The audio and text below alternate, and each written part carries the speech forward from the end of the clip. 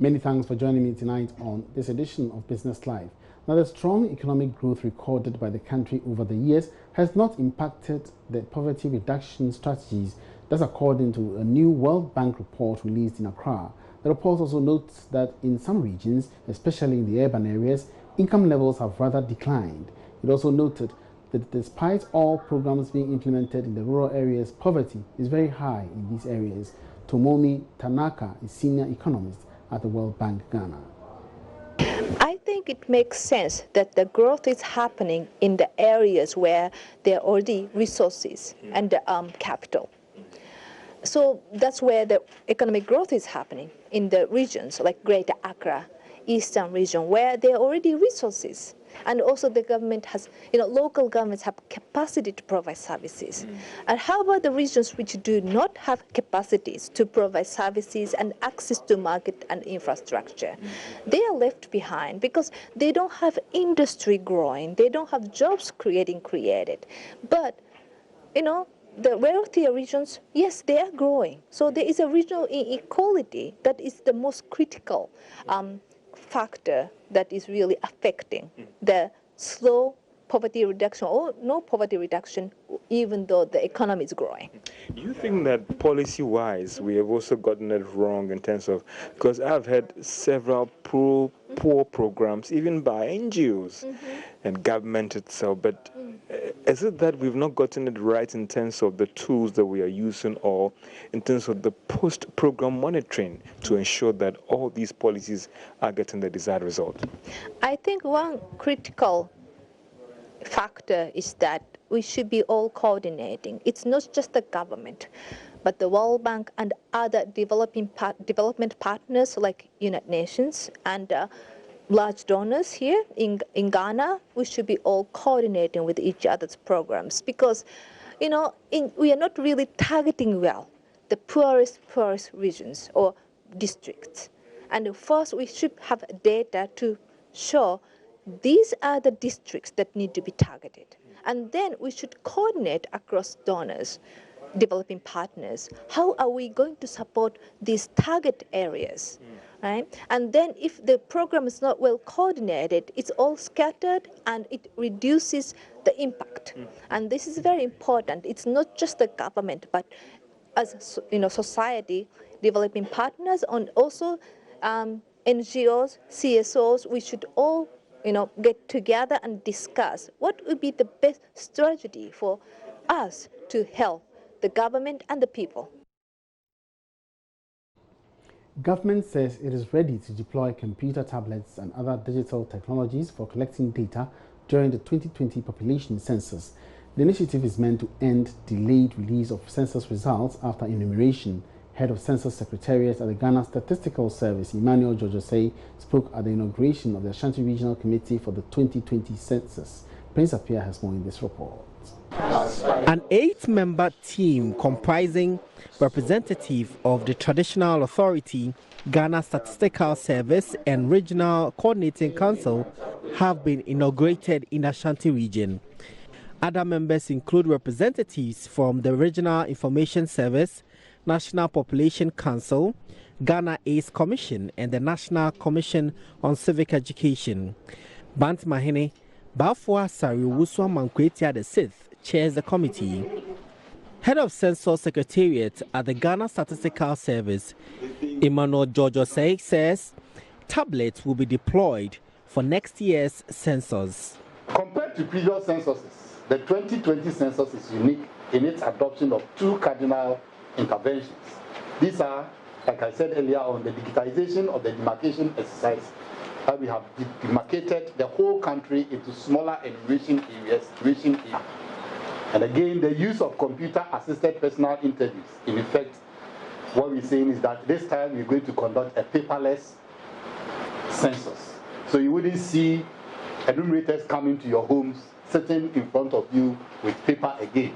Now they are going to use tablets, and so therefore every evening they are supposed to sync the data to the server at head office so that in some short time after the census, the data can come out, and then we don't wait for years and years before we key in as we did with the paper census and all those things. So to make sure that real-time data is given to the country for policy making and other necessary decisions to be taken.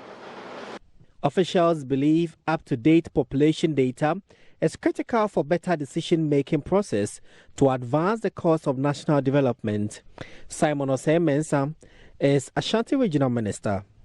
The data from the census will provide the following: a critical reference to ensure equity in the distribution of the nation's resources, keep track of the progress of poverty reduction programs and other core targets of the economy that will facilitate the tracking of the progress of the achievements of the SDGs. Monitor and evaluate important national developmental programs, such as the National Identification System, Fronting for Food and Jobs, One District, One Factory, and One Village, One Dam, and other flagship programs. Officials say work of the 8-member committee starts from now. Prince Apia reporting. Now, the Africa Growth Opportunities Act (AGWA) Trade Expo, with a high-powered business-to-business meeting, has ended in New York, United States of America. Spearheaded by the Ghana Chamber of Commerce and Industries, the event saw over 50 African-American businesses strike business deals with some Ghanaian partners that participated. President of the Chamber, Dr. Nana P.J. Dankawoso I, is confident the engagement will expand business opportunities in Ghana in 2020. My colleague Charles Aite covered the expo and has been interacting with the President of the Chamber. What has been your impression so far? I'm so happy and excited. I didn't think that there will be more people coming like this. In fact, we thought we could have quite a small number, but now it's quite overwhelming. And the caliber of people that we have also come in is also very encouraging.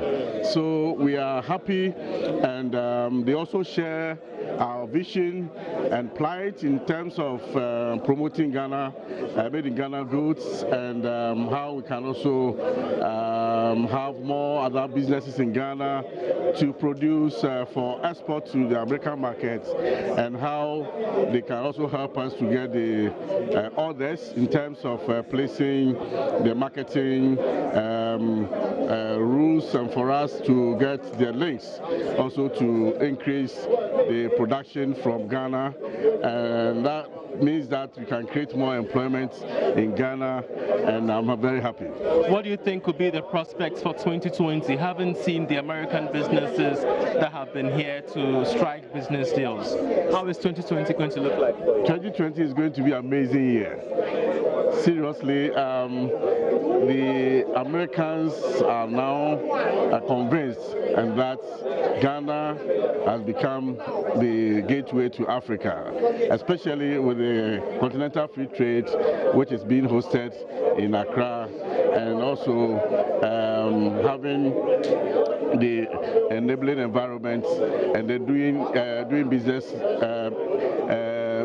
ease of doing business improved in Ghana. We are also happy to mention that they are also encouraged by the digitization that has been put in place in Ghana, and more other things which is happening in Ghana now. So seriously, business in Ghana is going to be improved, and we have seen more other people coming in with the zeal, and it's all about leadership of Ghana now and the ease of doing business in Ghana. Finally, what particular message do you have for Ghanaian businesses?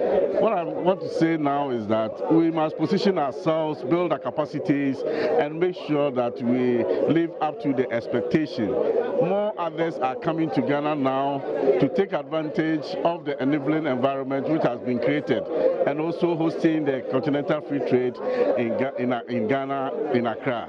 So seriously, we are very happy, and Ghana is going to lead Africa to the next years ahead. And back in Accra, the Venture Capital Trust Fund will soon launch a 50 million Ghana Cedi industrial fund to support government's industrialization program. CEO of the fund, Yawusu Brempong, in an interview with Joy Business, argues that the Venture Capital Trust Fund will be in the best position to finance some of the projects under the One District, One Factory initiative instead of seeking funds from banks. It was at the 4th CEO's breakfast meeting organized by the Ghana Investment Promotion Center and the launch of a survey by Oxford Business Group. The Chief Executive Breakfast meeting offers a platform for the review of some business issues in the year and finding solutions for growth. According to the Chief Executive of the Venture Capital Trust Fund, Yaowusu Brimpong, some promoters of government industrialization program are facing financial challenges due to the high interest rates on loans given by banks. He thinks the situation could be avoided if the trust fund was mandated to handle the funding of these factories. A lot of discussions are going on at a point in time. The 1D1 Secretariat, Venture Capital, because 1D1F Secretariat is under Ministry of Trade and Industry, Venture Capital Trust Fund is under the Ministry of Finance, and that gives, though we are both government, it gives us a bit of challenge, but we have all sat down, discussed those issues, and they all agree that yes, Venture Capital is in a much better position to be handling the financing of 1D1F. But we have our own budget, and then we also have our constraints in terms of getting enough money to set up more funds. But we've set up one fund. I mean, we are almost at the end of closing one fund, which is a 50 million Ghana cedi fund, and it's called Industrial Support Fund. The meeting was also used to launch a report of a survey conducted by the Oxford Business Group, which, among other things, revealed that businesses have a positive outlook for the economy moving into next year. Rick Moss is editorial manager of Oxford Business Group. With some, as we have also had a discussion about some of the things that need to be implemented to make sure that it's really going to be a success for business here in Ghana. Let's see, some of the other topics that have come up have to do with issues that have also come up in our previous surveys about the availability for credit and about the banking sector reforms, where many of the CEOs have said that they see the need for the reforms, and they've seen that this has been a very necessary set of banking reforms and other financial reforms. The report also indicated that many chief executives are expecting implementation of the Continental Free Trade Agreement to provide a good platform for business expansion. Eben Sabute's report for Joy Business. You're still watching Business Live. Now, the Ministry of Food and Agriculture has taken receipt of a $1 million worth of logistics aimed at supporting the Ghana Fertilizer Expansion Program. According to the Minister for Food and Agriculture, Dr. Owusu Efiya-Koto, the program will ensure efficiency in the use of fertilizers and soils to improve productivity of farmers. The minister made these remarks when he spoke at the launch of the Ministry of Food and Agriculture OCP Foundation launch. Here's more in this report. The $1 million logistic investment by the OCP Foundation, one of the leading fertilizer exporters in the world, includes a mobile fertilizer lab, 4 pickups, 6 motorcycles, as well as an ultra-modern fertilizer laboratory for the Plant Protection and Regulatory Services Directorate of the Ministry of Food and Agriculture.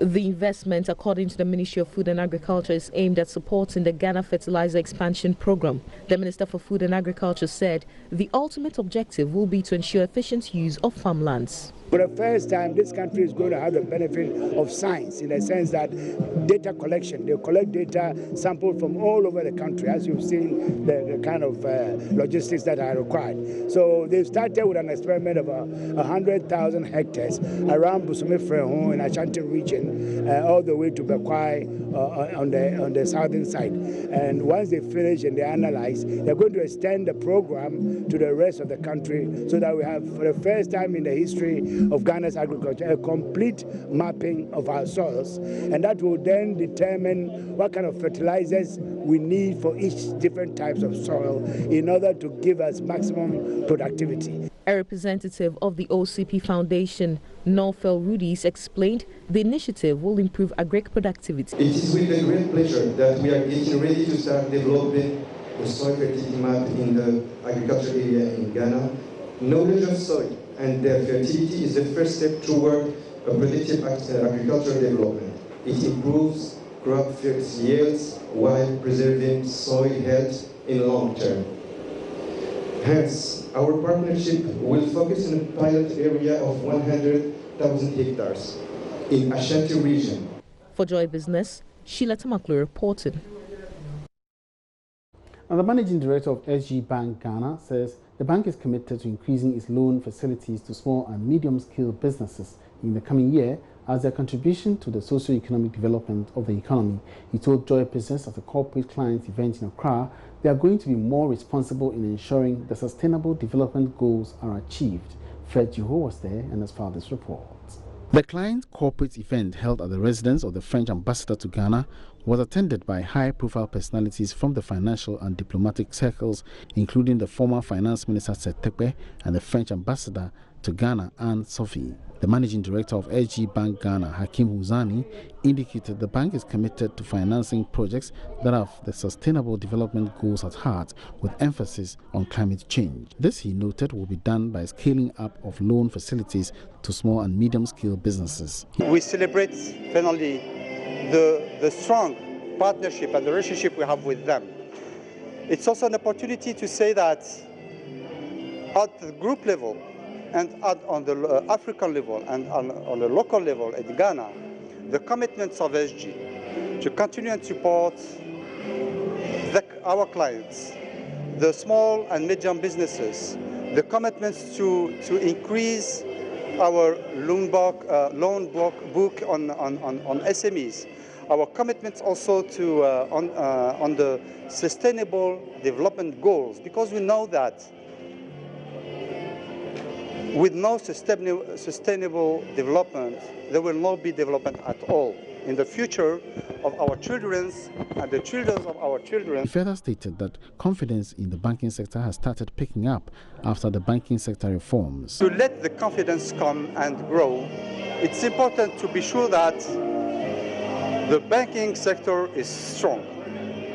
So the increasing of capital is one of the factors which make the banking sector strong, and to face and to increase its capabilities to finance and to respect and to comply with the fundamental regulation and ratios.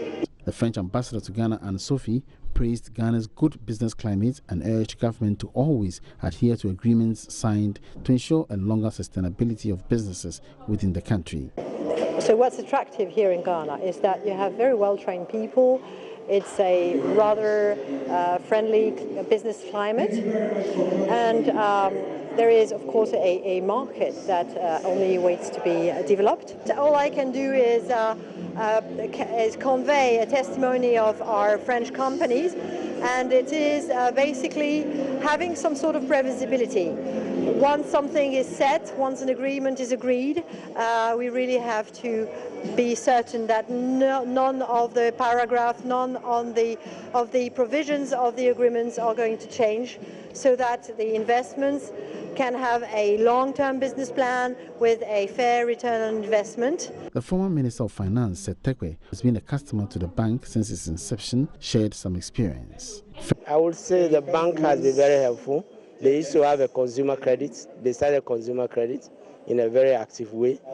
And back then, that's where you got your household items, provided your accountant would, as normally happens with consumer credit. So it eased. You acquired the various things you needed to start life. And in that respect, it's been very... To host reports for Joy Business. Now, Goyle Energy has assured it will do its best to make customers pay reasonable prices for fuel products. The assurance follows recent increment in the price of fuel products on the market. Managing Director of the company, Kwame Prempe, made this known at an awards ceremony for the Goyle Efieni Fee promotion. Here's more in this report. 920 loyal customers were awarded as the first batch winners of the Goyle Efieni Fee 2019 promotion. Both commercial and private drivers were among the lucky winners who won fuel vouchers worth between 300 and 1,000 cedis. Speaking on the brand's dedication to its customers, Managing Director of Goyle Energy, Kwame Prempe, assured that the company would do its best to ensure fuel prices are affordable for Ghanaians. We always decide to bring the prices low. And when we go low, the others follow. Indeed, last week, when fuel prices were to go up, we decided that we were not going to the extent that the market wanted us to go. They wanted something higher. We said we won't go. And of course, God said we won't go that high. They all stayed with us there. So this is what God is doing for the average Ghanaian. We control the prices. And if we are well patronized by Ghanaians and our margins are good, we can always help the price to come down so that motorists and the Ghanaian motor user will have the maximum benefit. The managing director further urged customers to purchase from GWEL as a way of supporting Ghanaian brands. On the promotion, Head of Floor Marketing of GWEL, Marcus Take, explained how patrons can take part in the promotion. The promo is in two parts. We have the instant rewards and then the ultimate reward. For the instant reward, you go to a GWEL station, buy fuel worth 100 Ghana cedis. That's for vehicles. In the case of motorbikes, you buy 30 Ghana cedis, and you'll be given a scratch card. You scratch it, and then you will see there's a hidden pin. You enter the hidden pin on your phone, and bingo, you get an alert that indicates the reward that is due you. Now, what happens is that every instant reward that you get at the station, you gain 100 points. Those who do not get the instant rewards will gain 200 points. It is the points that you have to accrue, and the highest customers with the highest points are the ones that we select for the ultimate reward. One of the winners, Samuel Ofosuhene, expressed his joy and entreated many more to participate. I've been patronizing GWEL for like 3 years now, and usually every year we win this kind of thing, but this year it's a bit different because this year not only did we, the big people, win, but our drivers too won a lot. A lot of the drivers here are drivers, so yeah, it's not only good, it keeps your engine too running smoothly. Yeah. The promotion, which runs till the end of January 2020, is expected to reward a total of 2,000 loyal customers. For Joy Business, Karen Dodu.